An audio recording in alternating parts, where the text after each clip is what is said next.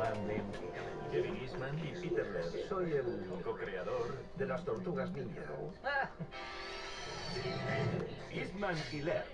Dos nombres íntimamente asociados con el poder tortuga. Sí, es la mayor estupidez que he visto en mi vida. El increíble auge de la tortugamanía revolucionó la industria del juguete. Vendimos 100 millones de unidades solo en 1990, el verano de la tortugamanía. ¡Vamos, ninja! ¡Vamos, ninja! Esta producción multimillonaria mutó de un fabricante de muñecas de Hong Kong, que se lo jugó todo, llegó a mis manos y le rogué que hicieran esta licencia. y sacó este cómic autopublicado de las oscuras y sucias alcantarillas Es una bobada, una estupidez, una memez. para convertirlo en icono de la cultura popular. La película independiente más taquillera de todos los tiempos. Pero el éxito de este juguete Se firmó por 60 millones de dólares. fue un romance entre dos creadores Fue amor a primera vista. que acabó en una gran enemistad. La traición a una idea que habíamos compartido. Esta es la historia ¿Ese es su pene? del lento pero seguro ascenso de la línea de juguetes más singular y sorprendente jamás fabricada. ¿Las tortugas ninja? ¿Qué? Iguales que este. Son los juguetes que nos hicieron como somos. Continuing series about the toys that we all know. Plastic creations that last for generations and we still cannot let go. Little figures that gave us big dreams will go back in time behind the scenes. It's the toys that made us. Toys that made us here. Son mutantes, son ninjas, son jóvenes y son tortugas. Pero esta historia empieza con un mutante con otro caparazón. Langostas. Y ahora, ahí va la historia. Crecí en Maine, en un pequeño pueblo. Trabajaba cocinando langostas. Pero a Kevin Eastman no le gusta el marisco. Carroñeros. Se comen cualquier cosa que va al fondo. Él consumía otra cosa. Devoraba, soñaba y respiraba cómics. Daredevil, el Capitán América, Batman. Mi favorito era Kamandi, el último chico de la Tierra, ilustrado por mi héroe, Jack Kirby, que hizo Iron Man, Hulk y los Cuatro Fantásticos. Jack Kirby es un artista de artistas. Creó lo que hoy conocemos como el cómic artístico. Rompió moldes y cambió las cosas. Incluso la carrera de un joven Kevin Eastman. Recuerdo decirles a mis padres, quiero ser como Jack Kirby de mayor, quiero ser guionista de cómics. Pusieron una cara muy rara. Mi padre me dijo, te pagaré cualquier universidad menos Bellas Artes. Abatido, Kevin fue a perseguir sus sueños. O sea, Sí, a una chica. Mujeres. y fue de Maine a Dover, en New Hampshire, donde conocería a este tipo, que son buenas noticias para nosotros. Soy Peter Laird. Trabajaba en el periódico local, el Daily Hampshire Gazette. No pagaban muy bien y tenía que dibujar todo tipo de cosas para vivir. Tomateras, verduras. Peter las dibujaba y Kevin las empaquetaba. Trabajaba embolsando comida. Pero el pasillo de frutas y verduras del destino tenía otros planes y decidieron pasar el rato. Y lo invité a mi casa. Lo primero que vi fue un cómic original de Jack Kirby. Y casi me desmayo. Nunca había visto un Jack Kirby en mi vida. Me impresionó la energía de sus dibujos en los Cuatro Fantásticos. Thor, Nuevos Dioses, Señor Milagro. Era como hablar con alguien que piensa igual que tú. Esa química fue maravillosa. No he tenido eso con nadie antes o después. Fue amor a primera vista.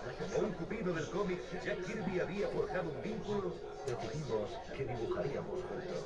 entre los jóvenes Eastman y Laird, que se fueron a vivir juntos cumpliendo su sueño de ser dueños de una editorial de cómics.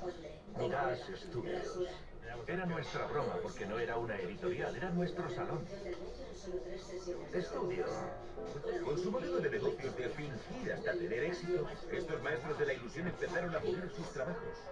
Se nos ocurrió una idea para un robot llamado Fugitoy. Se lo enviamos a 4 o 5 editoriales. Gastamos mucho dinero, pero aquellas editoriales también se lo gastaron enviándonos sus cartas de rechazo. Fue divertido. Y parecía que los sueños de grandeza en el cómic de Eastman y Laird se apagarían pronto. Pero una noche Estábamos en el salón donde fingíamos que era la editorial. Estábamos bromeando y él empezó a dibujar algo para hacerme reír.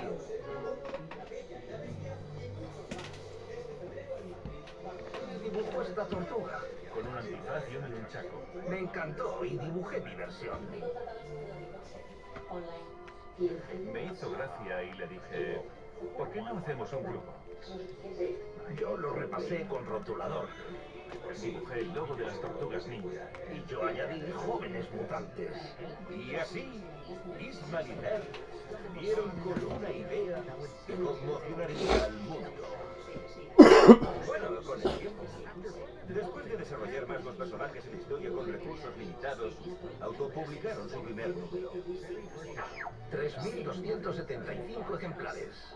¿Y qué tal fue? Pete me llamó muy entusiasmado y me dijo, La primera tirada se agotó en pocos días. teníamos que comprar por adelantado 15.000 ejemplares del número 2. ¿Cómo?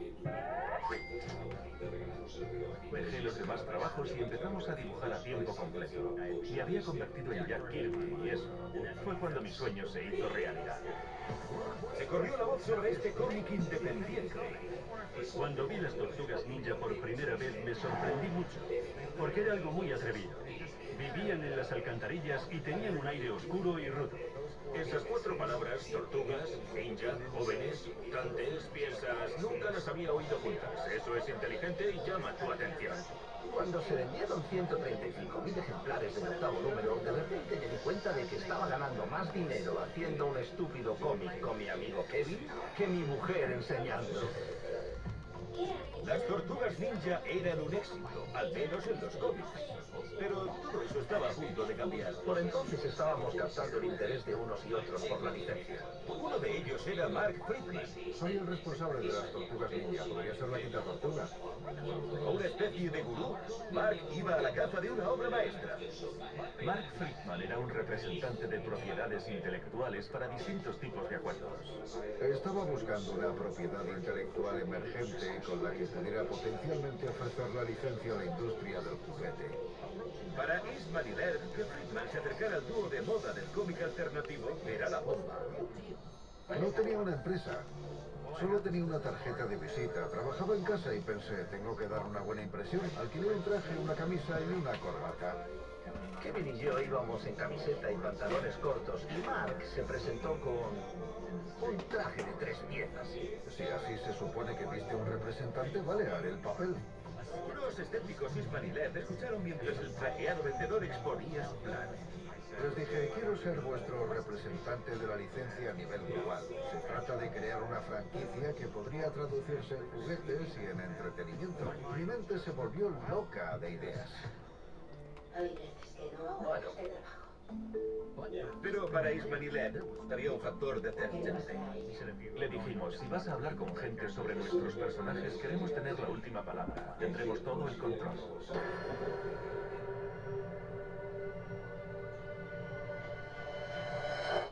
Vale. Éramos 3 tipos que llegamos a un acuerdo con un apretón de manos. Fue como, ¿por qué no? Ahora tenía que acudir al mercado y convencer a alguna empresa para que apostara por ellos. Necesitaba recursos para las presentaciones y tenían una tortuga de goma espuma.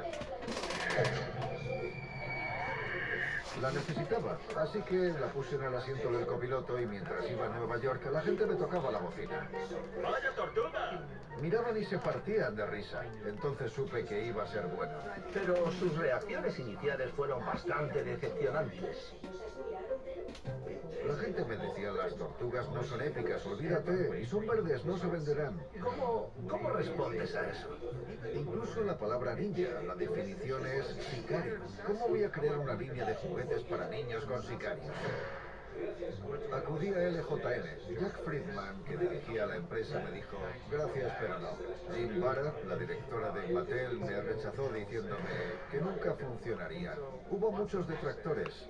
Pero a Kirk Bozigian de Hasbro le gustó. Es muy interesante. Así que lo consultó con su jefe. Mi jefe me miró y me dijo, es la mayor estupidez que he visto en mi vida. Esa fue mi implicación con las tortugas ninja. Pero Friedman y su traje alquilado no se desalentarían. Tenía que convencer al mundo de que era una idea genial, así que llamé a un amigo, Richard Salis, que acababa de aceptar un trabajo en Playmates Toys. Era mi último recurso. Probablemente el único. Cuando le dije, te mandaré una réplica gigante, me contestó, ¿vale? Al día siguiente le dije, Richard, ¿has recibido la caja? Sí, sí, está en mi despacho. ¿Y por qué no la has abierto? Es que he estado ocupado. Richard, abre la caja. La abrió, se quedó callado y me dijo, es genial. Llamé a Peter y a Kevin y les dije, Tengo a la empresa Playmates interesada, pero yo nunca había oído hablar de ellos. Bueno, puede que no hayáis oído hablar de ellos, pero si teníais una muñeca a principios de los 80, hay muchas posibilidades de que fuese de Playmates. Based and started in Hong Kong, Playmates has been the largest doll manufacturer in Hong Kong for many years. Y el hombre responsable de este baby boom está aquí. Me llamo Thomas Chan. Llevo trabajando en esta empresa 50 años. Tras dirigir la empresa de su padre hacia la fabricación de juguetes en 1966, El negocio empezó a crecer enormemente. Thomas convirtió Playmates en una empresa líder de Hong Kong. Decidimos diversificarnos hacia juguetes preescolares. Pero el rey de los juguetes del este puso sus ojos en el oeste. Los grandes. Mattel, Hasbro, Ideal Toys del juguete de Estados Unidos. Así que para ayudarlo a dar los primeros pasos apareció este estadounidense. Thomas Chan me dijo, ayúdanos a desarrollarnos en Estados Unidos. Y lo hizo con... Cricket. No. Cricket. No, la muñeca Cricket. Es una muñeca interactiva súper inteligente. Con todo tipo de mecanismos en el interior. Desde la nueva oficina de Playmates en California, Bill y Thomas habían creado una muñeca de la que todo el mundo hablaba. En Estados Unidos vendimos más de 1 millón de unidades por más de $100. Hicieron de Cricket un exitazo. Playmates pensó, es una mina de oro. Y decidieron hablar con Jill. Mucho más grande, más caro y muy complicado. Creo que es un fracaso. Pero al no estar dispuestos a rendirse, Es un fracaso. Playmates persistió. Teníamos que dar con algo que fuera más fácil de fabricar que sofisticadas muñecas. Estábamos listos para intentar algo diferente. Y ahí es cuando Mark Friedman le dijo a mi jefe, Richard Salis. Richard, abre la caja. Y este acudió al presidente de Playmates entonces, Bill Carlson. Richard me dijo, tiene que echar un vistazo a esto, jefe. Y yo le dije, vamos a verlo. Y cuando se abrió la caja de Pandora llena de tortugas de cartón, Parece interesante. Le dije, creo que podemos hacer un buen negocio con esto. Mark Friedman pronto cerró el acuerdo. Acabé cerrando el acuerdo por $150.000. Y no solo eso, Teníamos la última palabra sobre todas las decisiones creativas y de desarrollo de los productos. Eso era lo más importante para nosotros. Queremos tener todo el control. Así en Navidad teníamos un acuerdo. Sí. Y en enero de 1987 empezaríamos la creación de una línea de figuras de acción de las tortugas ninja. con el acuerdo cerrado ahora dependía de Playmates dejar de jugar con muñecas y fabricar una línea de figuras de acción basada en este cómic. En definitiva, teníamos a un grupo de personas que no sabía nada de este género. Un género que ya estaba saturado, con muchas figuras de acción de éxito de... Los grandes. Mattel, Hasbro, Ideal Toys, de todos ellos. Y para que Playmates jugara con estos grandullones, su primera tarea era averiguar... ¿Cómo tratamos estos violentos personajes de un pequeño cómic en blanco y negro? Es oscuro, rudo, no es como abunda, tíos. No es colorido, no hay pizzas o cosas así. ¿Cómo las convertimos en pequeños juguetes para niños? Para limpiar el sangriento festival de Ismail Earth, Playmate trajo aún manitas. Soy John Handy, Handy. Y pusieron el futuro de las tortugas ninja en sus manos. Sabíamos lo que había que hacer. Para que la línea fuera más realista, teníamos que potenciar el humor y la diversión. Yo era el responsable de conseguir un tono más irreverente. ¿Cuál es el humor que más gusta a los niños? ¿El humor escatológico? Sí, a él le encanta. Ese es mi fuerte. Tuvimos que modificar la historia, simplificarla, deshacernos de las ideas de venganza y perfilar a los enemigos. Mientras Handy daba vida a la línea de juguetes, también se la daba al archienemigo de las tortugas. Necesitaba un poco de ayuda. Nos cargamos al malo en el número 1.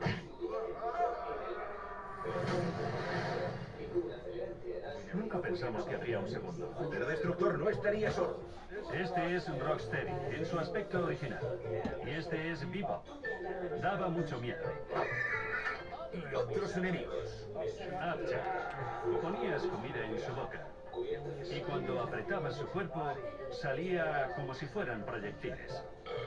Este utiliza sus fosas nasales para lanzar proyectiles por un cañón que parece una nariz. Pero Playmates no quería derrochar su dinero en una línea de juguetes que no podía vender. No. Y ese era el problema de este hombre. Cuesta mucho lanzar una línea de figuras de acción sin algo de contenido como base. ¿Y el cómic qué? Un cómic no es suficiente, sobre todo uno dirigido a un público más maduro. Así que Playmates dijo, ¿sabéis qué? Tenemos que crear una serie para niños. Así que como todos los grandes, Playmates encontró un estudio de animación para que les hiciera unos dibujos animados diseñados para vender juguetes. Así fue, sí. Esta lumbrera Soy David Wise. había escrito muchos dibujos animados y además desarrolló una miniserie de 5 episodios para la televisión. Vale, la haremos para críos de 8 años. Tendré que trabajar. Se puso a trabajar y se dio cuenta de un problema. Primero, tienes 4 tortugas que cuesta distinguirlas. Todas eran prácticamente iguales. Llevaban un pañuelo rojo, así que a cada una se le asignó un color. Rojo, azul, morado y naranja. Además, cada tortuga llevaría un cinturón con su inicial. Pero no fue tan simple como poner un pañuelo de color y una hebilla en el cinturón. Teníamos que crear 4 personalidades, porque si no todos ellos serían redundantes, así que necesitábamos un líder. Leonardo. Valiente, experto en artes marciales y un genio de la tecnología. Donatello. Si eres un chaval angustiado, te sentirás atraído por él. Rafael. El sabelotodo sarcástico. Que no es muy distinto a mí. ¿Destructor? Espera, parece... Rafael tenía ese tipo de actitud. Y Michelangelo. Necesitábamos a Michelangelo, que encarna el espíritu joven del grupo. Como bonga, colega. Y que les encante la pizza. Y así los dibujos animados ya tenían a 4 héroes. La verdad, había una tortuga para cada niño. Era como el club de los 5 de las figuras de acción. Personalidades, colores y cinturones. La mutación de las tortugas a figuras de acción estaba casi completada, excepto por una cosita que estaba por debajo del cinturón. Cuando conviertes algo de 2D a 3D, a veces se tienen que hacer algunos cambios. El primer boceto en arcilla de la tortuga ninja tenía cola. Como en el cómic tenían cola, cuando se ponían de pie las colas colgaban y... bueno... demasiado fánico. La verdad es que no lo pensé cuando lo escupí. Así que, bueno, decidimos cortar. Ninguna tortuga tuvo cola después. Tras un sustancial ahorro en plástico, Thomas y la central de Playmates en Hong Kong se sentían a gusto con su primera incursión en las figuras de acción. La feria del juguete es en febrero en Nueva York, pero todos los clientes se citan mucho antes, así que cualquier cosa en la que estábamos trabajando se llevaba por todo Estados Unidos para enseñársela a los clientes.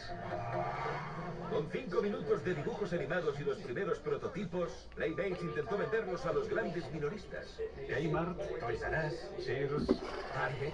a todos.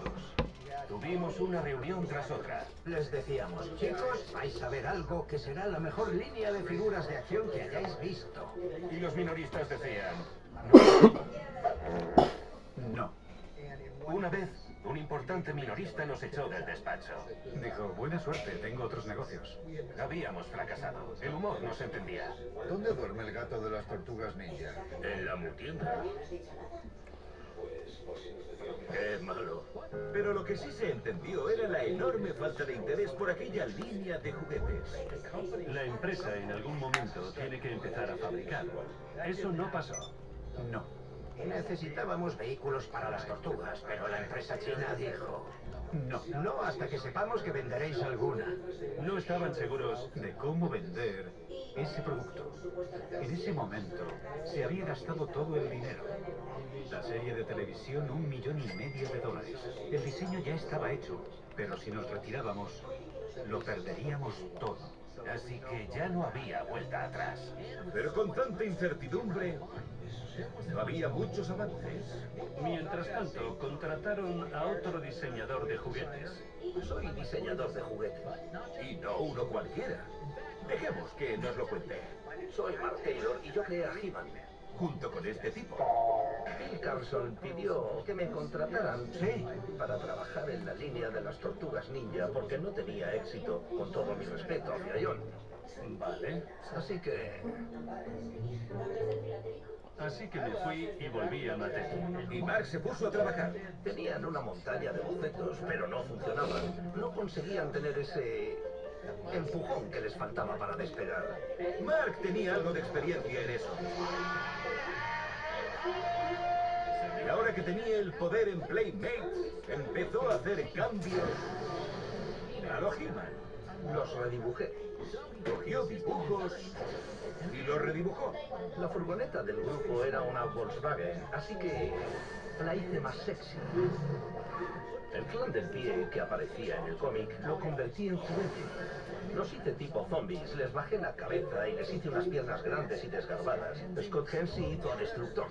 En el cómic era muy alto y lo queríamos así. Pero los de marketing dijeron que no cabría en el blister. Así que lo hicimos así de alto, pero agachado. Coloqué sus manos como haciendo un movimiento místico, como preparado para atacar. Él también hizo preguntas atrevidas. ¿Por qué April O'Neil parece tan estúpida? Cuando hice a Tila para He-Man, tenía un cuerpazo. Bueno, por ahora nada tenía cuerpazo. Así que mientras este maestro de los juguetes se dedicaba a las tortugas ninja, en el estudio de dibujos animados necesitaban un poco de ayuda, así que llamaron al famoso Chuck Lorre. El megaproductor Chuck Lorre es el cerebro responsable de Dharma y Greg, Dos Hombres y Medio, y de muchas series de televisión premiadas. Chuck Lorre, el de The Big Bang Theory. Pero por entonces era un tipo diferente. Yo era un músico nómada que intentaba tener una carrera como compositor. Pero con poco presupuesto y una sencilla idea, Chuck se puso a trabajar. Sabía que nadie conocía a estos personajes, así que la canción iba a ser una presentación. La primera estrofa es sobre quiénes son. Molamos mucho. Las frases las decía el propio Chuck. ¿En serio? Héroes con caparazón. Poder tortuga. Sí. Pura poesía. La canción de Chuck Lorre. Gracias, Chuck. La miniserie de 5 episodios empezó a emitirse discretamente el 28 de diciembre de 1987. Y en Playmates, el equipo trabajaba sin descanso.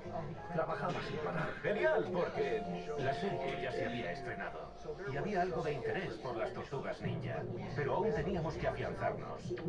Con solo 5 episodios y una línea de juguetes sin terminar, cuesta imaginar quién se la jugaría por estos extraños y deformes seres. Me, of course. ¿Geoffrey la jirafa? Toys R Us era el minorista que lo respaldaba todo. ¿Todo? Todo. Si Toys R Us se subía al tren, Playmates podría competir con los grandes. Los grandes, los grandes. Así que dije, adelante, fabricad 6.000 unidades. Era un pequeño pedido, pero Playmates se puso a trabajar. Teníamos las 4 tortugas, a Splinter, a Destructor y a April O'Neil, que seguía siendo penosa. Teníamos a Vivo, a Rocksteady y al Clan del Pie, unos malos intrascendentes. Así que en junio de 1988 se enviaron 10 figuras y 5 vehículos a Toys R Us. Mirad lo que pasó. No tuvieron que esperar mucho. Muy pronto Toys R Us llamó para hacer otro pedido. De 50.000 unidades. Se vendían como churros. Este ha sido el único caso en mi carrera donde entré en una tienda y vi las estanterías vacías. No había tortugas en las estanterías. Así que fui a una segunda tienda. No había tortugas en las estanterías. Fui a una tercera tienda. Bueno, ya pilláis la idea. Sabíamos que teníamos un éxito en nuestras manos.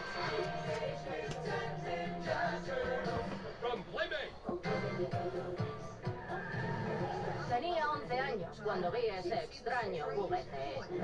Tenía un caparazón, un cinturón con diferentes armas en las trabillas y pensé, ¿qué demonios es eso? Las 10 figuras que se lanzaron en la primera edición son muy icónicas. Hay una cierta extravagancia en ellas que no es obvia en otras líneas importantes de figuras de acción en esa época. Hay algo divertido en ellas.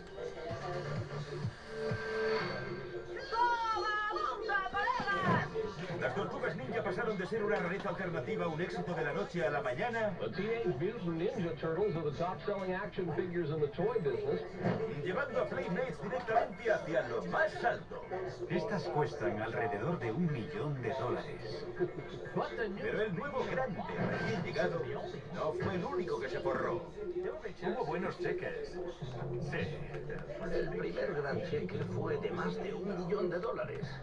Tener un cheque en tus manos que ingresarás en tu cuenta por esa cantidad de dinero es... Mil gracias a Mark Friedman por enseñarnos también que cuando recibes dinero, invierte bien o guárdalo. ¿Sabes que lo primero que se compró fue un tanque? Un tanque ligero M15A Stuart. Hacíamos guerras de paintball, me escondía en mi tanque y... Mientras Eastman se escondía en su caparazón, Mark Friedman lanzaba su ofensiva en un frente totalmente diferente. Quería ofrecer a los fans algo más grande y mejor. Quería hacer una película de acción real. Una idea genial. ¿O no? Hemos visto muchas películas con personajes reales sacados de un cómic. Y son lo peor. La idea también asustó a Playmates. Pensaron que era peligroso. Ya teníamos una serie de televisión de éxito. Todo era perfecto. Ganábamos dinero. Pero en este negocio, si te paras, mueres. Tienes que seguir adelante. Mark llevó su idea a Golden Harvest Pictures. Tengo a los mejores especialistas del mundo. Solo tenemos que meter a 4 hombres en esos trajes. Y también tengo a Jim Henson. ¿El maestro de los teleñecos? Sí. Parecía que la idea de Mark funcionaría después de todo. Sí, bueno, hasta ahora todo me ha salido bien. Y claro, tuvo su oportunidad para hacer que los detractores en Playmates se comieran sus palabras. La película se terminó. Hicimos un visionado con los de Playmates Toys y Richard Sallis se me acercó y muy educadamente me miró a los ojos y me dijo, bueno, has f***ado, Friedman. Estábamos en apuros. La serie de televisión era muy desenfadada y alegre. Pero esto era el polo opuesto. Cuando salí de allí pensé, ¿qué he hecho? El producto a la basura. Las cosas no pintaban bien cuando las Tortugas Ninja se estrenaron en los cines en marzo de 1990. Obvio decir que la película se estrenó y batió todos los récords. Recaudamos 134 millones. La película independiente más taquillera de todos los tiempos. Llamé a Playmates y les dije, oye, ¿cómo van las ventas de los juguetes, chicos? No había tortugas en las estanterías. Se agotaron en todas partes. Con la película de las Tortugas Ninja batiendo todos los récords de taquilla, los beneficios de Playmates siguieron mutando. Vendimos 100 millones de unidades solo en 1990. Ocupábamos el 80% del negocio de juguetes para niños. Cada día era como las ventas de Navidad. Los niños querían más de Casey Jones. Casey Jones, the Spotfire! Y si Playmates quería cubrir la demanda, tendría que ponerse a pensar. Tenía que haber un personaje nuevo cada mes. Producing Leatherhead! A uno que se llamaba Cara de Pizza. Nuevo, nuevo, nuevo. Ray Filete, el General Trash, Nuevo, nuevo, el nuevo. Hombre Mutante. Ah, y hicimos un mosquito gigante. Sí, se vendían bastante rápido. ¿Y si eres de los que piensa? Siempre me han gustado los sets. Que Playmates no se quedaba a medias, de hecho, había dos grandes sets. El de las alcantarillas era el cuartel general de las Tortugas Ninja y Splinter. Tenía dos niveles para jugar, en el nivel de la calle o en el subterráneo. Era increíble. Y luego estaba el del Technodrome, era el set de los villanos. Era una enorme bola con un ojo encima sobre las rodaduras de un tanque. Se desplegaba y al abrirlo, dentro había una cárcel. Cuando lo vi por primera vez, pensé... quiero esta cosa. Pero eso no significaba que las mismísimas tortugas quedaran renegadas. Mientras expandíamos la línea de las tortugas ninja, en vez de tener a 4 tortugas a secas, empezamos a integrar varias temáticas. Deportes, el tema samurái, del espacio. Es una de las mayores líneas de juguetes, sobre todo porque seguían lanzando las mismas 4 figuras pero con trajes diferentes. Había tortugas hip hop, tortugas monstruosas, Las que daban volteretas. incluso tortugas trolls. Me encantaban, eran feísimas, pero tenían encanto. Yo las odiaba. Tortugas de Star Trek. Donatello tenía orejas vulcanas. Tortugas trogloditas, tortugas vaqueras. La tortuga Transformer, que de normal pasa a tortuga ninja. Las tortugas trogloditas y las tortugas vaqueras. Acabo de nombrarlas. Vale, da igual. Pero sí, es verdad. Eran incontables. Entonces será mejor que pasemos a las figuras de la película. ¿Pero Playmates no hizo ninguna? No para la primera película. ¿Por qué no? Pues... Porque no estaban interesados en respaldar una película tan violenta. Ah, ya. Bueno, entonces deberían pensar en otra película. Se nos ocurrió el secreto de los mocos verdes. Hicimos una línea de productos para la segunda película y fue un gran éxito. ¿Ah, sí? ¿Y dónde está la figura de acción de Vanilla Ice? No te preocupes, aquí está. Ninja, vamos. Esa canción no pasa de moda. Pero empezaron a pasar de moda con la tercera película de las Tortugas Ninja 2 años después. Oh, vaya, ¿cómo se llamaba? Pensamos que quizá deberíamos acabar con esto. Y no solo se le acababan los días a las películas. Con el tiempo, las audiencias de la serie y las ventas de los juguetes bajaron. Un tercio del negocio en el 96. Con las Tortugas Ninja en declive, llegó el momento para la reflexión. El momento de las decisiones difíciles. El momento de una nueva versión. Se había hablado sobre hacer una serie de acción real. ¿Y por qué no? La Fox tuvo suerte con los Power Rangers de Jaime Saban. ¿Quieres que te envíe las audiencias? Saban, como estaba haciendo los Power Rangers, podía hacer una serie con actores de las Tortugas Ninja. Así que se puso a trabajar con la ayuda de la ejecutiva de Fox Kids, Margaret Lesh. Ella quería hacer algo diferente y además quería incluir a una tortuga chica. Yo no me acuerdo de eso. Fue la empresa de juguetes quien lo pidió. Los Power Rangers habían tenido mucho éxito y tenía 2 personajes femeninos que hicieron que las chicas se interesaran por la serie. Creo que eso es lo que querían. Pero como con todo lo demás, Ismar y Laird tendrían que aprobar lo de la tortuga chica. Dije, sí, bueno, no es lo que imaginamos, pero vale, sería genial. Ya tenemos uno. ¿Y Peter? Ni de coña, son 4. Leonardo, Michelangelo, Rafael y Donatello, nadie más. Pues... Tú podrías ser la quinta tortuga. esta vez no, Mark. Sin la aprobación de Laird, la nueva serie estaría condenada al fracaso. O seguíamos ampliando la licencia de las Tortugas Ninja, o no habría ganancias. Fue la mayor decepción que tuve en la gestión de las Tortugas Ninja y en lo que haríamos con ellas. Al final, Laird cedería, pero con una condición. Dijo, no quiero tener nada que ver con eso, pero tú lo supervisas. Yo tomo distancia del proyecto. Era algo con lo que no podía. Y los niños tampoco pudieron con ella. La serie de Saban no funcionó. Los fans la odiaron. No tenía nada que ver con el género. No era... bueno, era demasiado forzado. You and I are just mutant boy and mutant girl. No relation. No quiero culpar a nadie. Fue mi decisión autorizarla. A veces ganas y a veces pierdes. Pero algunos perdieron más que otros. Desde el primer día, cuando las tortugas ninja empezaron a ser populares, había una sugerencia de los fans que nos decían, ¿por qué no tenéis una quinta tortuga? Pero ambos siempre pensamos que era una estupidez. Así que cuando llegó el momento en el que Kevin estuvo a favor, pareció, de alguna manera, una traición a una idea que ambos habíamos compartido. Creo que eso indicaba lo mucho que nos habíamos distanciado.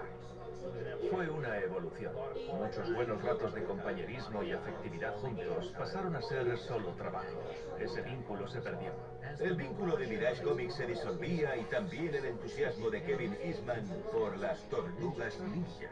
Las tortugas ninja fueron algo maravilloso para los dos durante una época, pero yo quería hacer otras cosas. Así que yo estaba contento con pasarlas a otra empresa o lo que fuera. Pete se mostró inflexible y dijo que nunca vendería sus derechos de las tortugas ninja, así que llegamos a un acuerdo y él compró mi parte. Después de casi 20 años, los que una vez fueron compañeros, socios y amigos inseparables, tomaron caminos separados para siempre. Ojalá las cosas hubieran sido diferentes. Ojalá hubiéramos seguido tan unidos como al principio.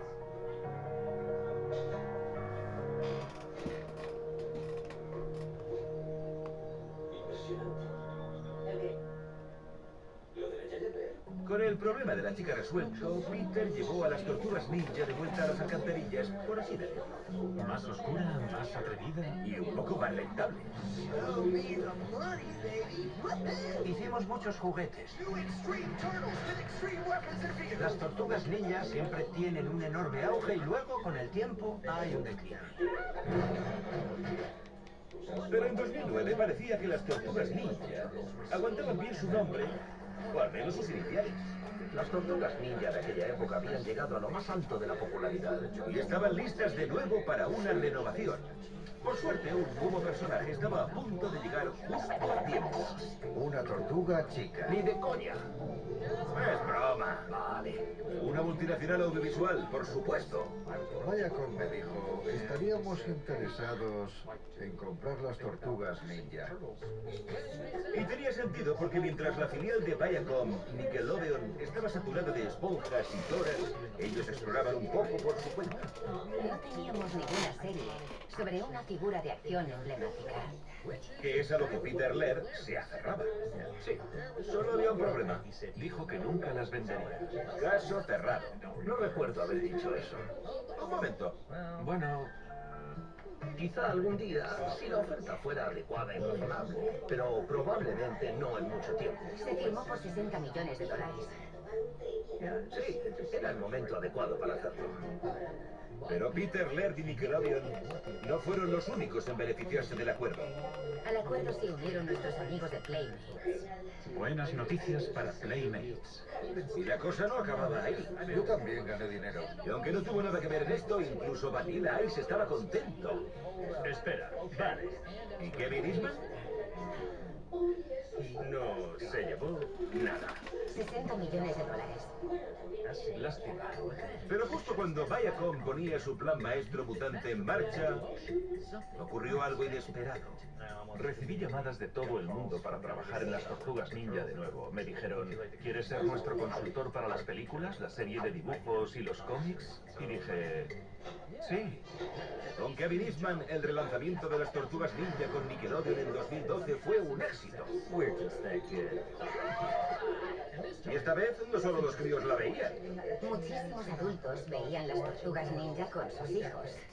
La primera generación de niños que crecieron con las tortugas ninja que ahora la comparten con sus hijos. Y por suerte para Playmates, doble de espectadores, doble de compradores.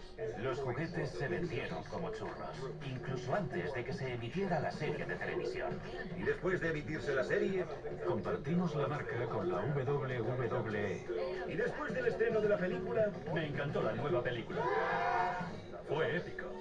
Hablando de épico, un año después el relanzamiento de las tortugas ninja con Nickelodeon recaudó $475 millones.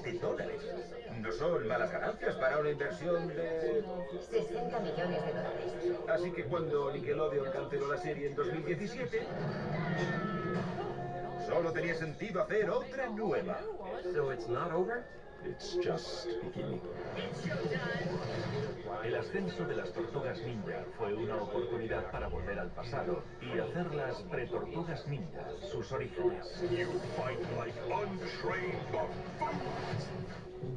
También fue una oportunidad estupenda para fabricar más juguetes.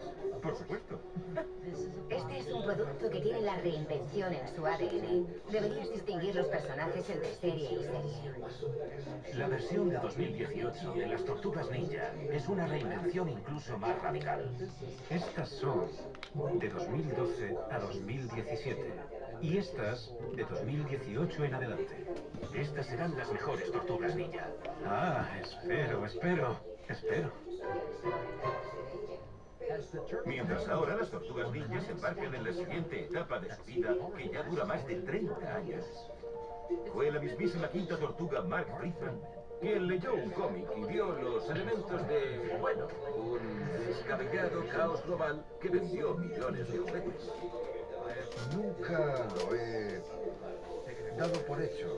Se me dio la oportunidad de crear una marca a mi manera, de ir en contra de todos los detractores. Me dijeron que era absurdo, una locura. Dos dibujantes que no podían conseguir un trabajo en Marvel o en DC decidieron burlarse de los superhéroes tradicionales. No funcionaría, pero funcionó.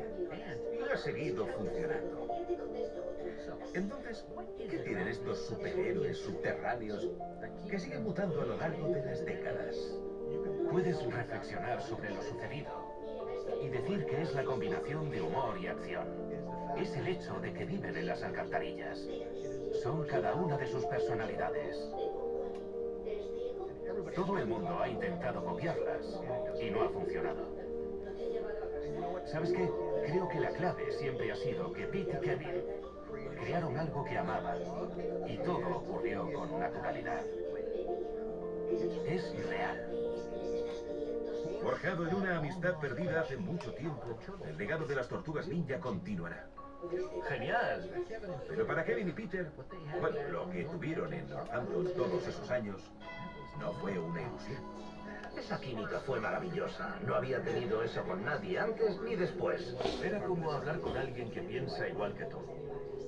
Aquí, entre los orígenes aletargados de las tortugas ninja en Nueva Inglaterra, se forjó una amistad y quizá hoy se retomará.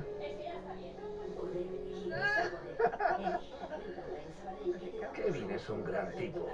Una de las cosas de las que me arrepiento sobre lo que pasó es que ya no lo tengo en mi vida. Echo mucho de menos a Pete, pero es un vínculo que cuesta mucho construir. Me alegro mucho de verte. Puedo echar la vista atrás al comienzo de las tortugas ninja. Pete era 8 años mayor que yo. Tenía una vida asentada. Yo tenía 23 años, algo de dinero y estaba soltero. ¿Estas no se hicieron para la primera feria del juguete? Sí, a principios del 88. Lo alejé de mi vida porque era más joven. Quería hacer otras cosas. Había todo un mundo que quería ver. Instalaron esa ventana, Sí. porque la idea era que cada uno tuviera una mesa de dibujo junto a la ventana. Yo en la otra habitación y tú aquí. Sí. Y nos pasaríamos los dibujos por la ventana. Nunca pasó. No. El punto en el que estamos en nuestra relación se debe a lo que hice entonces. Todo se ve más claro en retrospectiva. Muchas cosas las habría hecho de otro modo.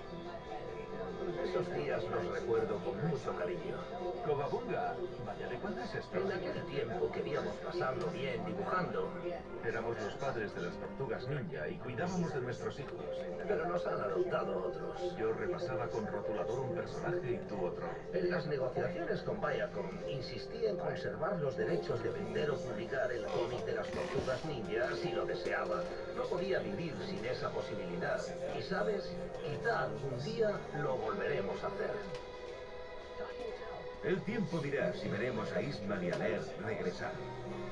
Dos tipos que se hacían reír, que repasaban con rotulador lo de cada uno. Estaría bien volver al principio, cuando Kevin y yo hacíamos esos cómics iniciales de las tortugas ninja juntos. Lo añoro.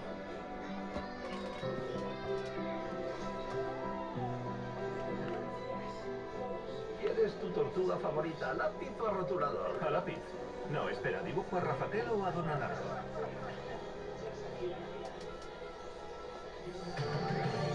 toys that they love. Continuing series about the toys that we own.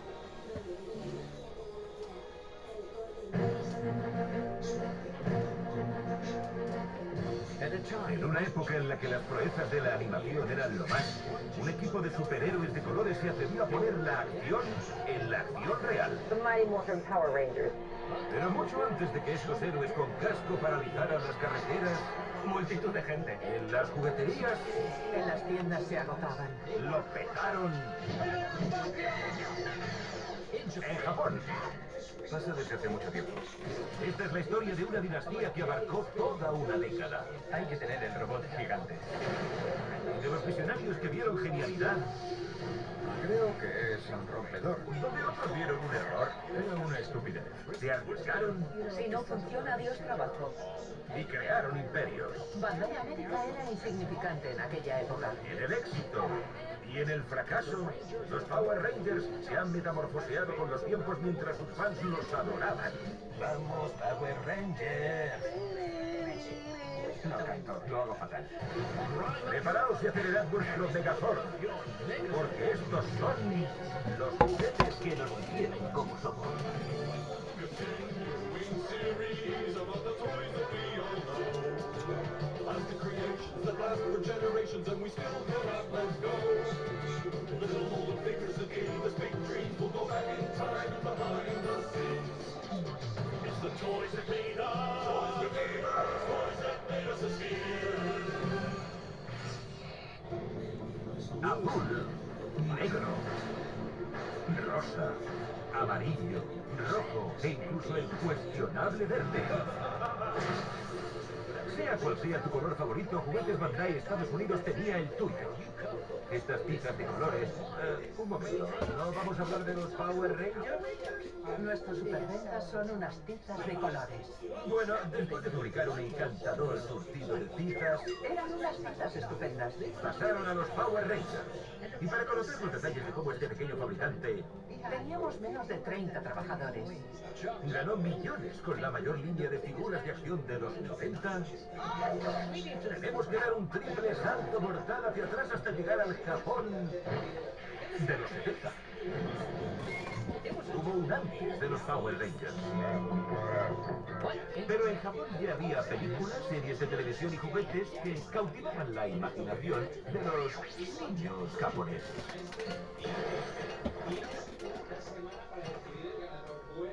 Mientras los niños estadounidenses disfrutaban deletreando o con un muelle, Japón había desatado un monstruo. Después del estreno de Godzilla en 1954, ese género cargado de efectos especiales se hizo muy popular en Japón y empezó a ser conocido como Tokusatsu. ¿Qué significa rodaje especial? Y en Japón el rodaje no podía ser más especial que en los famosos estudios Toei, donde se hacían todos los tokusatsu de superhéroes creados por el hombre que escribió el libro sobre los superhéroes, literalmente. Y escribió muchos. Ishinomori era el Stan Lee de Japón. Y pronto el talento de Ishinomori pasó del papel a la pantalla. Creó un personaje llamado Kamen Rider, que fue el primer héroe Henshin. Es decir, Henshin significa transformar. Kamen Rider decía Henshin y luego Para transformarse.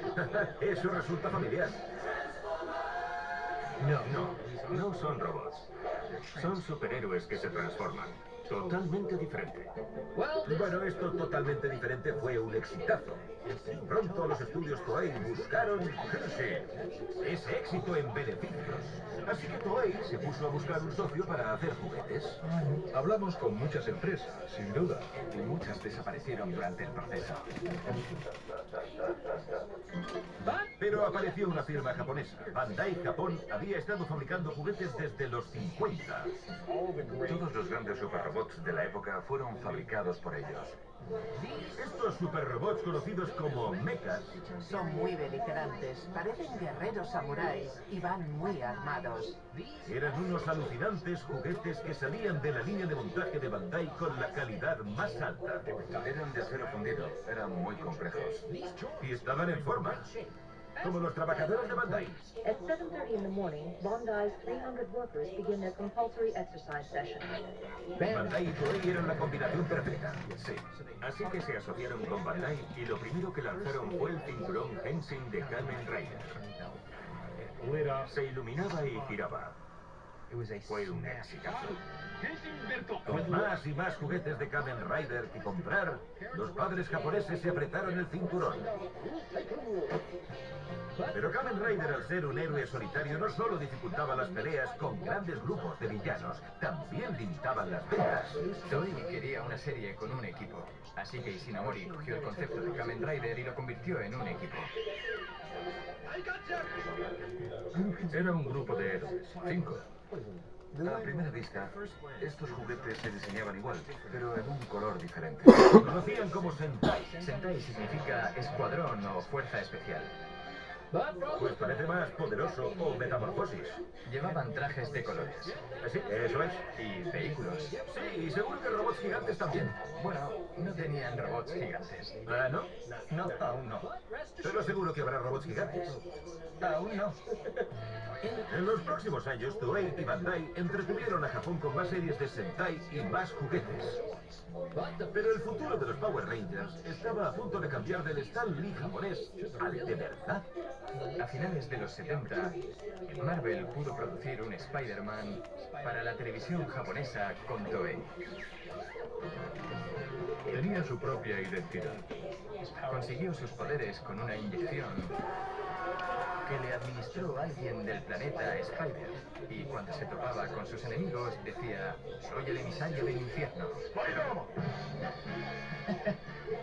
Sí, era claro. Ah, no te preocupes. Spidey seguía siendo un buen tipo. Pero como el solitario Kamen Rider, cuando Bandai tenía que vender juguetes, la telaraña de Spidey no llegaba lejos. Solo hay Spider-Man en la serie de Spider-Man. Después, las jugueteras no tenían nada más que vender, aparte de Spider-Man. Así que entonces Bandai decidió trabajar con ellos. Ya, Bandai y Toei tuvieron una gran idea.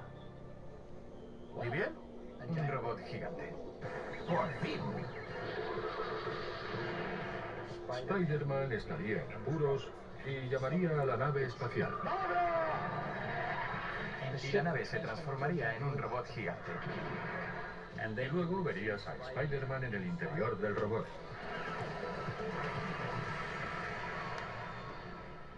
Es genial, genial. Los niños también lo pensaron, y el robot gigante dio una super idea a Bandai y a Toei. Mezclaron varios conceptos. El héroe, el robot, el monstruo, la lucha contra ese monstruo. Usar y repetir. Y decidieron relanzar su serie de Sentai con esta nueva fórmula. Eso es lo que llamamos Super Sentai. Y así, Sentai, por fin, tenía todo lo que se necesitaba para ser una super máquina de hacer juguetes. Gracias, Spider-Man. En el 85, Marvel y Bandai se habían asociado para 3 series sobre Super Sentai, lo que provocó un hormigueo en los sentidos de Stan Lee. Tales Sentai Sam Vulcan era una serie que Stan Lee quería adaptar para el público estadounidense. Pero el público estadounidense, es decir, los niños, estaban acostumbrados a una animación alegre y no a unos feos monstruos japoneses. Si Stan quería entrar en el mercado estadounidense, necesitaría ayuda de alguien con ideas, no monstruos esféricos. Y no tuvo que buscar mucho para encontrar al hombre adecuado. Soy Margaret Blesh, y cuando estaba en Marvel era la jefa de Stan Lee. Y como directora ejecutiva de Marvel Televisión, también era la jefa de lo demás. Empecé con programas infantiles en el 75. Y ha alegrado al público estadounidense, a los niños desde entonces. Los Pequeñecos, los Pitufos, G.I. Joe... Todos pesos pesados. X-Men, Batman, Animaniacs... Y ni un solo fracaso. Una versión de Scooby-Doo... Un momento, ¿qué versión? La de Scrappy. Fue un error. Aparte de Scrappy-Doo, Margaret tenía ojo. Si alguien podía ver el potencial en Super Sentai, era ella.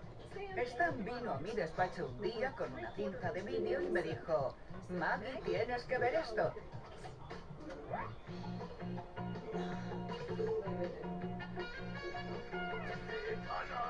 Stan dijo: ¿no es genial? Y le contesté: En realidad sí, es muy divertido. Me recuerda a esas películas de Godzilla, pero con humor. Vamos a venderlo. Una gran idea. Solo hay un problema. ¿Estaba todo en japonés? Así que autoricé a Stan gastar $25.000 en un pequeño piloto del metraje existente con una voz en off. Y con un clip de 3 minutos fuimos a las cadenas y bueno, se burlaron de nosotros. La reacción iba desde ¿cómo puedes traerme tal estupidez? Hasta esto es horrible, es demasiado violento y muy cutre.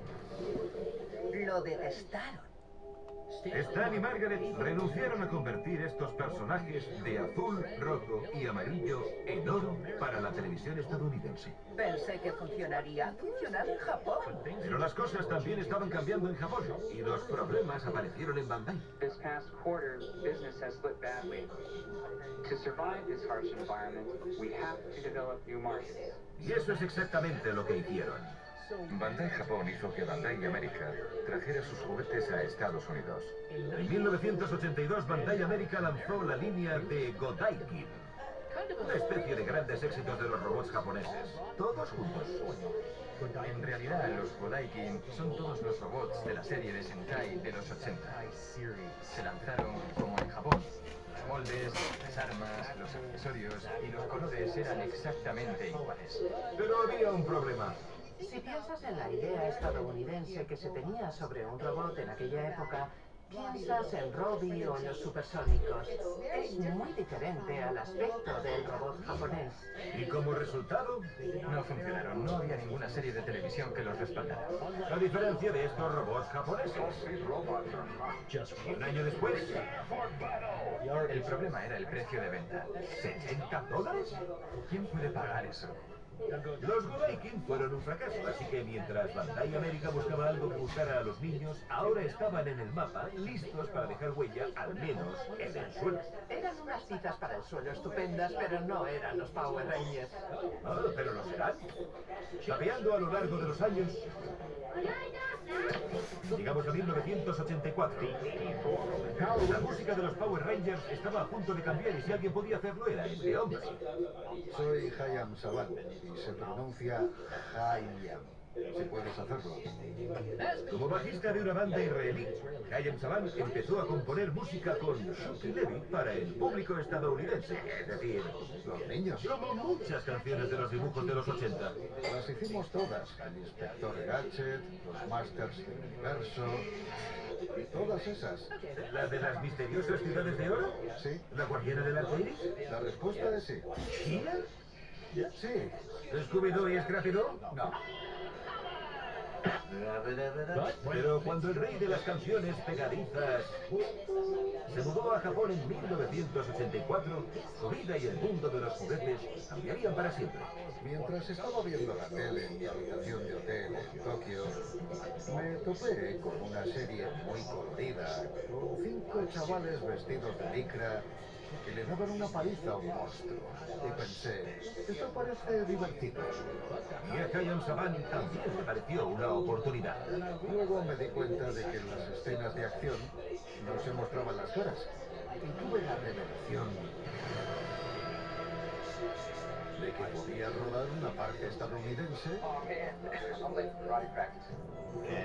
incorporar las escenas de acción, que siempre son la parte más cara de una serie, y crear una serie estadounidense agregando las voces cuando llevaban las máscaras. Creo que es muy rompedor. Saban se viaja en significado. Sí, compositor a productor de televisión de la noche a la mañana. Pero antes de que pudiera cumplir su sueño, tendría que convencer a los ejecutivos de Toei. Al principio pensé que estaba loco. No, pero luego me apasionó. Era un poco serio y también un poco gritante. Gracias. Luego pensé, oh, le encanta. Me encantó. Le encantan los Sentai. Y todavía me gusta. Saban y Toei firmaron un acuerdo para adquirir los derechos A nivel mundial, fuera de Asia. de la serie de Sentai de Toei, Judenchi Bioman. Y claro, los derechos de los juguetes de la serie. Rodamos un piloto. Una presentación de 16 minutos. Y era muy mala, malísima. Llamaba a la puerta de todas las cadenas, de todos los productores, y me decían que debería hacer... que no debería hacer televisión, y que sobre todo no debería hacer Bioman. Eso ocurrió durante casi 8 años. ¿8 años? 8 años. Habían tenido lugar 2 Olimpiadas. Y las posibilidades de Bioman para vencer no eran buenas. Pero entonces... En el 8º año, en 1992, quedé con Margaret Lesh. Un momento, ¿la antigua directora de producción de Marvel? Sí. ¿Margaret Lesh que dirige la programación infantil de Fox? Sí. El mundo es un pañuelo. Saban le dio al play a su gastada cinta de irse. Le dije, lo conozco, y contestó, ah, sí, me encanta. Y él dijo, ah, sí. Casi me desmayé. Dije, haremos una serie si llegamos a un acuerdo. Y yo dije, vale. Ansiosa por presumir de su éxito seguro, Margaret acudió a su jefe. Dijo, ¿qué has hecho qué? Pero si es horrible. Es violento, es estúpido. Parece falso. ¿Por qué querrías comprar esta serie? Le conté por qué pensaba que funcionaría. Y me dijo, te daré el dinero para un piloto. Si funciona, dejaré que hagas la serie. Y añadió, si esto no funciona, adiós trabajo. Jugándoselo todo, Lesh y Saban prepararon el piloto. Iba todo tan rápido que el rodaje empezó tan pronto, se firmaron los contratos. Fue así de rápido. Primero se adquirieron los derechos de la serie de Sentai más reciente. Q-Ranger. ¿Qué os parece la coincidencia? ¿Un Ranger judío?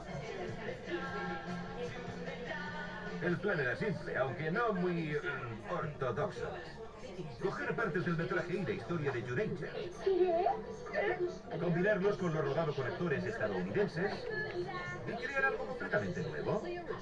Fue tan simple como eso. ¿En serio? El primer día nos dijeron, lucharéis contra monstruos, pero no estarán ahí.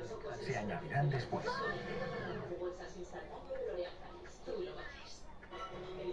Y nosotros, oh, vale. No sabíamos qué pensar. Y no solo el reparto iba un poco perdido.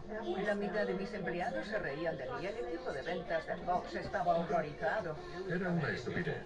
Y la serie en sí era un poco desmesurada. No querían que la patrocinaran. Así que le dije a Margaret, solo hay una forma de convencerlos. Es momento de hacer una prueba con los críticos más duros del mundo, es decir, los niños. Hicimos una prueba con niños, una prueba con un indicador. Cuando lo giras a la derecha, te gusta. Si lo giras a la izquierda, no te gusta. Lesh y Saban, expectantes, pusieron la cinta. Empieza la serie.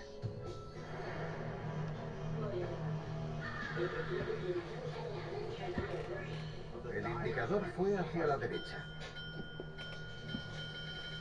Y ahí se quedó durante 22 minutos. Un éxito. ¿Qué hacemos ahora? Juguetes, claro. Ahí es donde se gana mucho dinero. Para Saban había mucho dinero. Fuera de Japón, él tenía los derechos de los juguetes de todo el mundo. Bueno, veamos cómo le fue con eso. Pero ahora lo fácil, fabricar los juguetes. Cuando Hayao Saban se puso en contacto con Toei, Bandai acordó tomar parte como condición. Como en Japón, Toei rodaría con Bandai y Bandai fabricaría los juguetes. El desarrollo de la serie y de los juguetes desde Japón iban de la mano. Bandai tenía una relación tan estrecha con la serie en Japón que era como un anuncio de media hora de la línea de juguetes, porque ayudaba a introducir todo el atrezo. Que, por cierto, estaba diseñado por este hombre, a metamorfosearse, Tsuyoshi Nonaka. No había diseñadores para esto en Toei, así que todos los diseños se hicieron en Bandai. Yo soy el loco que imaginó cosas así. Solo podíamos hacer hacerlo con Bandai. Pero Bandai Japón no iba a americanizar la línea de juguetes. Así que para Bandai América era su oportunidad de triunfar. Limpiar mágicamente con agua su vieja reputación. Fue muy estresante, había mucha presión sobre nosotros para que funcionara. No te preocupes, Dave. Recordad que en 1991, Uranger se inició en Japón. Así que los mismos robots aparecieron en los Power Rangers. Continúa. Se utilizaban los mismos juguetes en Estados Unidos. Solo necesitaban cubrir los gastos operativos. ¡Qué fácil! Podían utilizar los juguetes de Japón. Y menudos juguetes. Estaba muy impresionada con la gran calidad de estos juguetes. Eran preciosos. Las figuras eran más grandes que las figuras de acción de la época. Eran totalmente articuladas y estaban muy bien fabricadas. Me enamoré de las figuras. Y luego vimos los robots, que también formaban parte de la línea y eran extraordinarios. Robots como este llamados Senga Getai, Finga Getai, como se diga. ¿Pero cómo los llamaremos? Para americanizar la línea de juguetes tendrían que renombrarlo todo, empezando por la serie. No podíamos llamarla Uranger. Eso no significaba nada aquí. Tenía que ser contundente e imponente. Y alguien dijo, Power Rangers. Necesitábamos algo más. Algo que indicara que se transforman. Metamorfosis es una palabra estupenda. ¿Qué tal morfo? Lo de metamorfosearse fue creado por Peter Dan. Dan, el vicepresidente de marketing, quería capitalizar la popularidad de los Transformers junto con otro producto de artes marciales. Las tortugas ninja. Que el nombre sonara mucho más. Así que aparecieron los Power Rangers. Sí, funciona bien. Ese era el nombre. Y así, un pequeño equipo de especialistas en tizas logró dar con una combinación de palabras que sin duda marcó a toda una década. Pero aún quedaba mucho trabajo. Tuvimos que pensar en el logotipo, los colores que utilizaríamos, ese relámpago en medio. Todos los juguetes que diseñé se tradujeron al inglés. Todo era muy nuevo e innovador para mí. Con el nuevo nombre y, bueno, los mismos juguetes. Usaron los moldes japoneses, incluso tenían una inscripción en japonés y el año 1991, pero se hicieron en el 93. Ya tenían una línea de juguetes estadounidense para hacer juego con su nueva serie estadounidense. No es neurocirugía, no lo es, de verdad. Quizá no es neurocirugía, pero ahora tenían que evitar que los niños hicieran cirugía entre ellos con los juguetes. Los juguetes tienen unas normas de seguridad diferentes en Estados Unidos. Una punta afilada de metal. Esta es la versión estadounidense. Requerían más seguridad.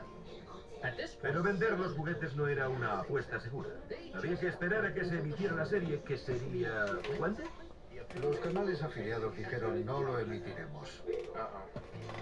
Muchos eran pequeños canales independientes que pasaban apuros en los pequeños mercados, pero nosotros queríamos que participaran. Al final logramos un acuerdo para que los afiliados participaran en los ingresos de los juguetes. Espera, si los afiliados emitían la serie, ¿recibirían un porcentaje de los juguetes? Correcto. ¿Se había hecho antes? No. Fue un acuerdo sin precedentes para la empresa y en la industria. Sabía que si los juguetes tenían éxito, habría dinero suficiente. Bueno, que tenían que perder. Pero Margaret y Saban sí tenían mucho que perder. Si no funciona, adiós trabajo. A las 7:30 del sábado 28 de agosto de 1993, los niños desayunaron con esto.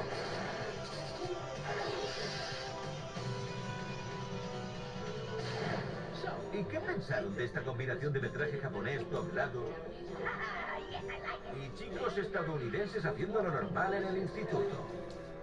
Fue un exitazo. Desde el momento en que se emitió, fuimos el número 1. America's #1 hit show. Estábamos pasmados. Uy, los barrimos. Arrasamos con todas las audiencias. Me encantó. Era bueno. No sé lo que era, pero me encantó. Ver a ese robot gigante peleando en la ciudad, eso molaba. Y en cuanto a las ventas de los juguetes, el lanzamiento del primer año incluía Las figuras de los Power Rangers y todos los accesorios. Pistolas, espadas. Podías comprarte la hebilla, el dispositivo de metamorfosis. ¡Metamorfosis! Y los villanos que pelean con tus reyes.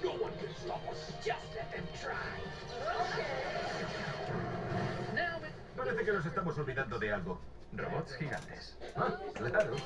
It's Megazord, part of the Mighty Morphin Power Rangers Ultimate Battle System. Y al fin Bandai encontró la forma de vender robots gigantes en Estados Unidos. Con el nombre de Thor. Trish y su equipo se lo pasaron en grande.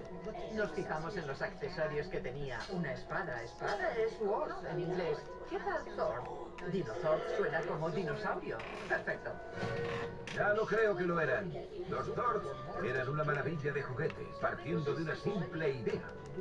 Era un robot con forma animal. Se convertían también en vehículos para jugar con ellos. El mío era el Triceratops. Estos increíbles juguetes podían convertirse en mucho más. Si con un Thor no podías arreglar la situación, entonces unías otro Thor. Para convertirlo en un Megazord. Combinarlo con El Dragonzord. para hacer Un Dragonzord. y añadir un Titanus. que te daba. Ultra mega... Estoy hecho un lío. Es muy confuso. Estos juguetes eran realmente tanto de hecho que en las tiendas Se agotaron. Nadie los tenía. Se agotaban en las tiendas. Se peleaban en los pasillos. Recibíamos 450 llamadas al día. ¿Por qué no puedo comprarlos? ¿Por qué no hay en las tiendas? ¿No podéis vendérmelos directamente? ¿Por qué no fabricáis más? Y... sí, fue muy abrumador. fue una época apabullante. Over 35,000 fans clamored to see the Power Rangers, gridlocking the LA freeway system. Y en medio de este furor, ¿qué había pasado con la pequeña Bandai América? Con los Power Rangers, ahora estaban en la mesa de los grandes con Hasbro, Mattel y Kenner. Y no solo en la mesa de los grandes. Con $1.000 millones en ventas el primer año de los Power Rangers, Bandai la presidía. Pero si querían mantenerse, no había tiempo para celebraciones. En el segundo año lo renovamos todo. Nuevos Thor. Reinventados de Japón, claro.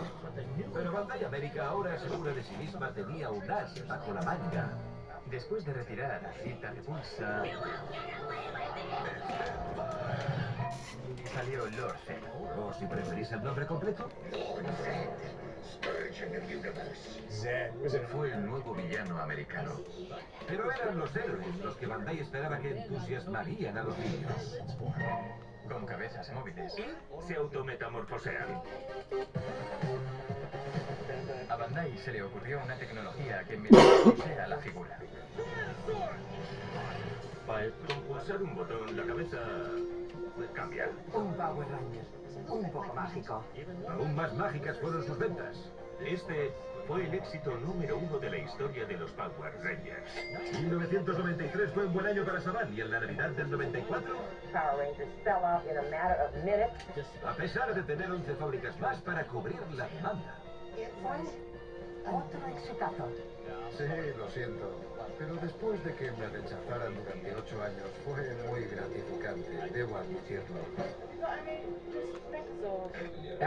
Después de dominar las audiencias 3 años, Fox Kids y Saban tenían al Tigre Thor dominado y los Power Rangers eran famosos.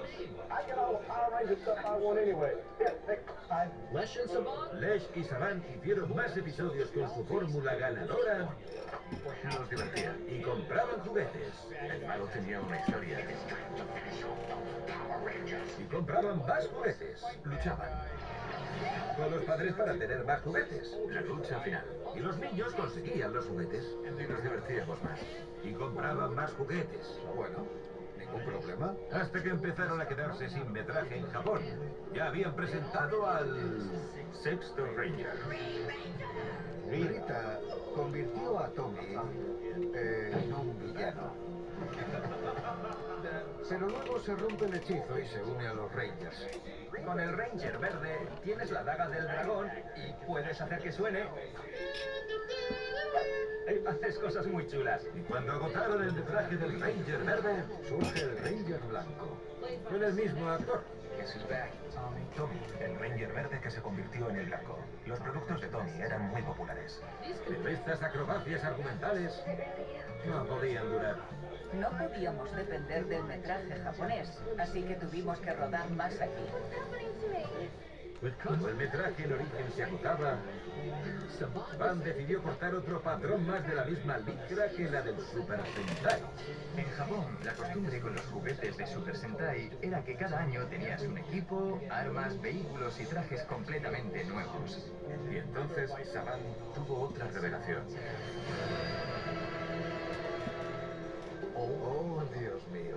Si los cambio cada año, puedo vender a cada uno de esos niños otra colección de juguetes nuevos. Si querías, pero te dábamos esa opción. Claro que quería. Se acabó Power Rangers. Ahora eran Power Rangers Trio.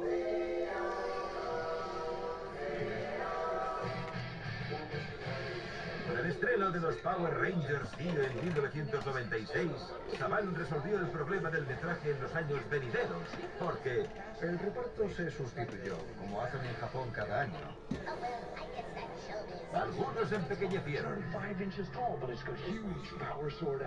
pero la mayoría crecieron.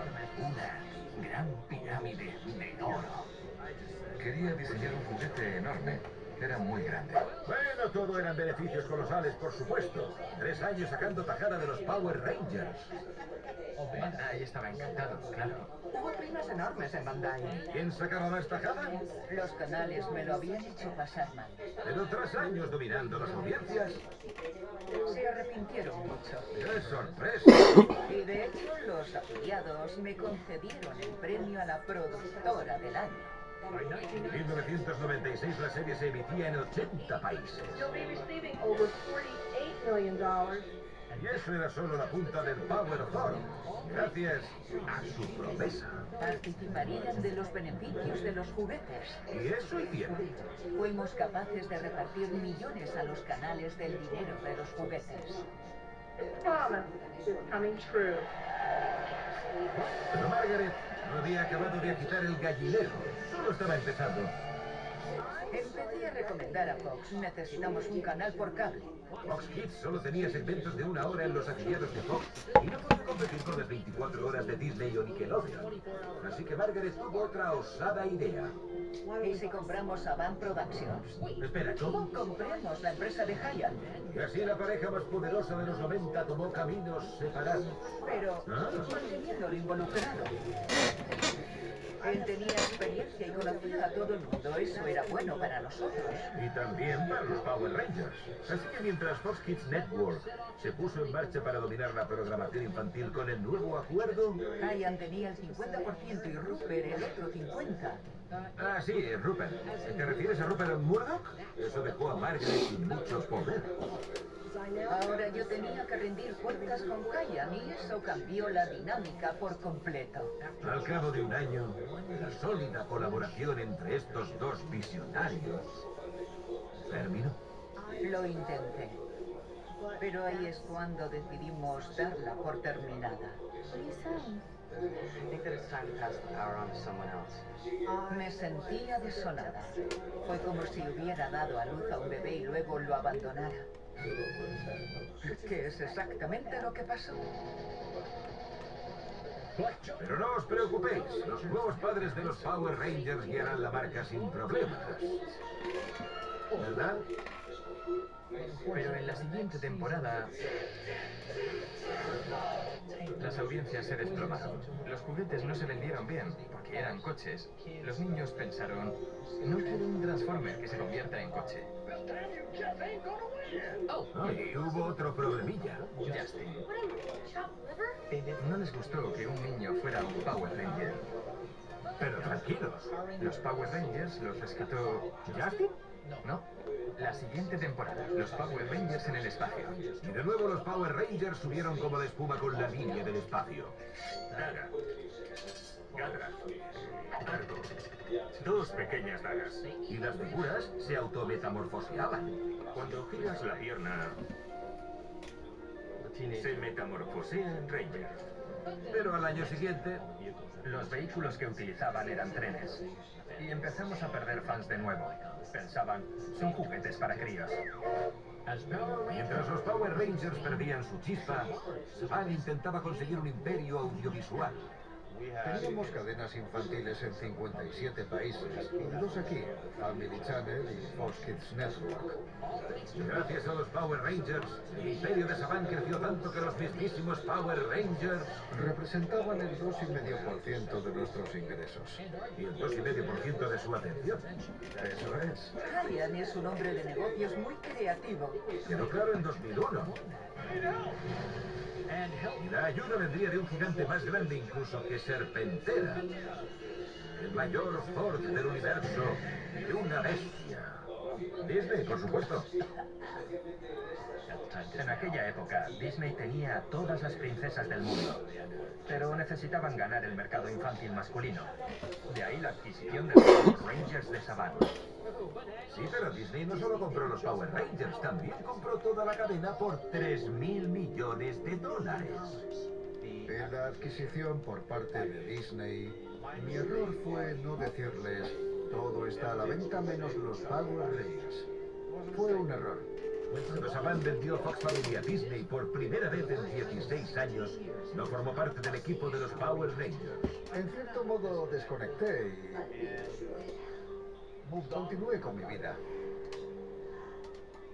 A partir de ese momento, Disney produjo a los Power Rangers. Bueno, no todos. Disney todavía dependía del metraje japonés de Super Sentai. Y además Bandai seguía encargándose de los juguetes en Japón y en Estados Unidos. Con los juguetes, Bandai tenía el control con los vehículos, los robots, etc. Porque quería asegurarse de que todo fuera para jugar. ¿Para jugar? Sí, pero incluso con la participación de Bandai. En aquella época esto estaba lejos de la zona de confort de Disney y era muy diferente. Y se fueron a Nueva Zelanda. Actores y localizaciones de Nueva Zelanda. Pero el mayor golpe fue probablemente la fabricación de los peores juguetes. Los juguetes no tenían calidad. Bandai América empezó a hacerlos de más baja calidad y no tenían tanta funcionalidad. Creamos nuestro primer Megazord estadounidense. Los fans estadounidenses lo odiaron, así que pensé... La frustración crecía con Disney. Bandai tenía miedo porque los Power Rangers habían pagado sus facturas mucho tiempo. La verdad es que Disney no supo qué hacer con los Power Rangers. Así que decidieron venderlos. Al deshacerse de una marca con 20 años de reconocimiento, Disney se preparó para una guerra de ofertas que nunca pasó. Como siempre con los Power Rangers, nadie estaba interesado. Excepto un hombre. Acabaron vendiéndolos de nuevo a Saban por una pequeña parte de lo que ellos pagaron. Fui el único interesado. Y Bandai estaba muy contenta de recibir la atención que tanto necesitaba después de años en la casa del ratón. Para Bandai era bueno. Sabíamos que Saban se dedicaría a respaldar la marca y en hacer lo posible para recuperarla. Y como Lord Zed en el 94, Saban recuperó a los Power Rangers. Se los compramos en 2010. Volvimos. ¿Y a dónde exactamente? A 1993. Tenía la misma idea del casting, la misma idea con los monstruos y la misma diversión. Y con suerte, para Bandai América, los mismos beneficios que tenían antes de Disney. El último año fue malo. Se recaudaron 20 millones de dólares. Antes recaudábamos cientos de millones de dólares. Con muchos años de Power Rangers en su haber, Bandai ahora podían combinar los juguetes de todas las temporadas. Empezaron a sacar todos los Megazords para que pudieras comprar de diferentes temporadas. O combinar los de Ninja Steel con los de Dino Charge, o los de Megaforce con los de Samurai, o los de Ninja con Super Ninja, o Dino Charge con Dino Super Charge. Vale, lo pillamos. Y como resultado, más éxito. Más ventas de juguetes. En 2013, Saban y Bandai volvimos. A cuando todo empezó con la línea Legado, ¿y por qué no? 2 décadas de niños habían crecido con esto. Muchos niños que veían los Power Rangers ya eran adultos. Ahora tienen dinero, pueden elegir los productos. En televisión los Power Rangers siguen arrasando. ¿Quieres que te envíe las audiencias? Así que para los juguetes el próximo paso es obvio. Hicimos unos Megazords chapados en oro de 14 quilates. Cuanto más dinero gastes, mejor será la versión que compres. Hicimos una daga del dragón verde, chapada en oro de 14 quilates. La cogías y sentías, ¡oh, qué buena! Fue un éxito. La gente casi volcó nuestro stand en el Comic Con de San Diego. Estaban locos. Con Saban al mando, las cosas continuaron como siempre. Japón rodaba la serie y Saban lo convertía en los Power Rangers. Bandai América cogía los moldes de Japón y los convertía en juguetes. Era bastante sencillo. Saban trabajó con mucha gente a lo largo de los años, pero la única constante desde el principio siempre ha sido Bandai. Y cuesta imaginar que eso cambie. Ya no estamos con Bandai. Nuestro contrato caducó y firmamos con Hasbro. Envuelto en secretismo, este acuerdo también fue muy confuso. Power Rangers is switching over to Hasbro. It's breaking off its long-term partnership with Bandai, the Japanese toy company. Como fabricantes de clásicos como G.I. Joe, Transformers y Mi Pequeño Pony, parecía que esta juguetera y su líder tenían grandes planes. What I would tell you is, we think this brand can be far bigger in our hands over time than it's been in the past. Era una empresa muy innovadora. Estaba dirigida por un auténtico visionario, Ryan Goldner. De hecho, Ryan Goldner trabajó en Bandai en los 90. Él y Saban eran amigos desde hacía mucho tiempo, así que esto no surgió de la nada. ¿Pero en qué situación quedó Bandai? Para ellos, perder los Power Rangers fue como perder parte de su alma. Pero para Hasbro, los Power Rangers no eran solo juguetes.